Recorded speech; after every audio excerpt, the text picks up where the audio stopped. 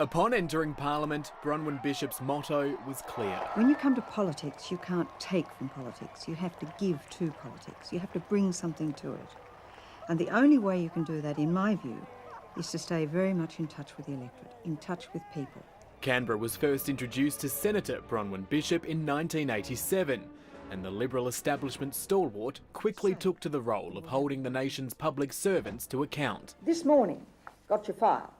Useless.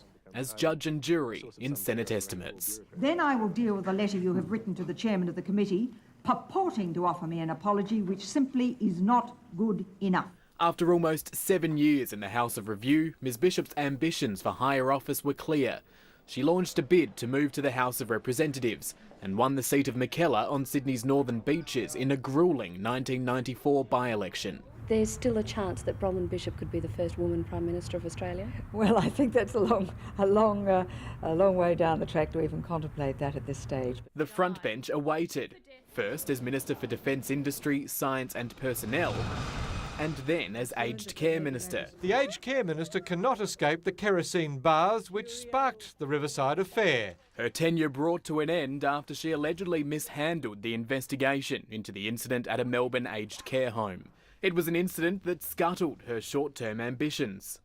More than a decade later, and with the man who once described himself as the ideological love child of Ms Bishop and former Prime Minister John Howard, now the leader of the Liberal Party, Ms Bishop was given control of the 43rd Parliament. She is a formidable character.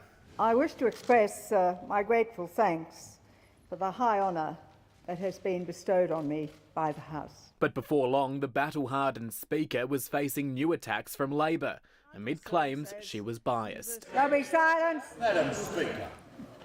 I name the member for Isaacs. This farce has gone on for far too long. The Prime Minister stood by her, even when Ms Bishop decided to take a chopper from Melbourne to Geelong to attend a Liberal Party fundraiser. Initially, Madam Speaker refused to be called to order. Can you apologise to the Australian people who are watching you now? Well, I think the biggest apology one can make is to repay the money. It was 3 weeks of criticism and ridicule before Ms Bishop fell on her sword. I can say again this morning that I am so apologetic to the Australian people for letting them down. And a review of parliamentary entitlements was launched. A parliamentary career founded on admirable ideals. The decisions that I've made is to be in touch with what Australia is thinking and feeling. Seemingly brought undone by a departure from such foundations. Matthew Doran, ABC News, Canberra.